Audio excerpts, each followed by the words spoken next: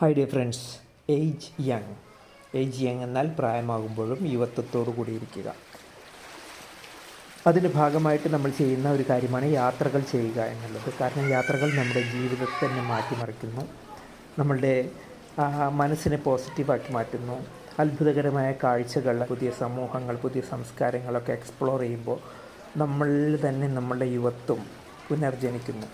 അപ്പോൾ ഇതിൻ്റെ ഭാഗമായിട്ട് നമ്മൾ നടത്തിയ ഒരു യാത്രയെക്കുറിച്ചാണ് ഇന്ന് പറയാനുള്ളത്. ഇന്ന് നമ്മളുള്ളത് ഉത്തരാഖണ്ഡിലെ ഡെഹ്റാഡൂണിൽ നിന്ന് വെറും 8 കിലോമീറ്റർ ദൂരെയായിട്ട് ഹിമാലയത്തിൻ്റെ സ്റ്റാർട്ടിങ്ങിലുള്ള ഒരു ഡീപ്പായിട്ടുള്ള മല ഇടുക്കാണ്. അതായത് 2 മലകൾ ചേർന്ന് നിൽക്കുന്നതിൻ്റെ ഒരു ഇടുക്കാണ്.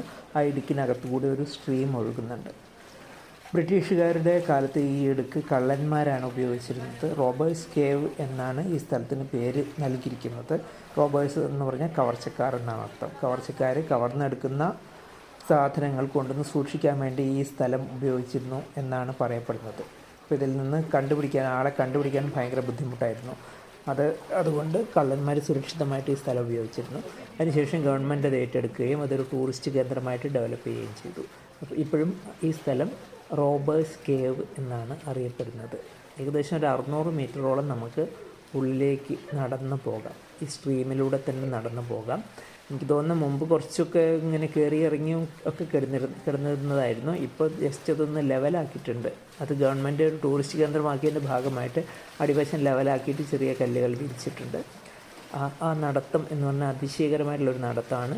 വെളിച്ചത്തിനോ വായുവിനോ ഒന്നും ബുദ്ധിമുട്ടില്ല, കാരണം മുകൾ വശം തുറന്നു കിടക്കുകയാണ്. പക്ഷേ നമുക്കങ്ങനെ ഫീൽ ചെയ്യില്ല. ഒരു ഗുഹയ്ക്കകത്ത് കൂടി നടക്കുന്നതായിട്ടാണ് ഫീൽ ചെയ്യുക. ധാരാളം സന്ദർശകർ, കുടുംബങ്ങളും കാമുകന്മാരും ഒക്കെ വന്നു പോകുന്ന നല്ല തിരക്കുള്ള ഒരു ലോക്കൽ ടൂറിസ്റ്റ് കേന്ദ്രമാണ് ഇത്. ലോക്കൽ മാത്രമല്ല, പുറത്തുനിന്നുള്ള ആൾക്കാരും വരുന്നുണ്ട്. അപ്പോൾ കൂടുതൽ വിവരങ്ങളുമായിട്ട് വീണ്ടും കാണാം. Age young.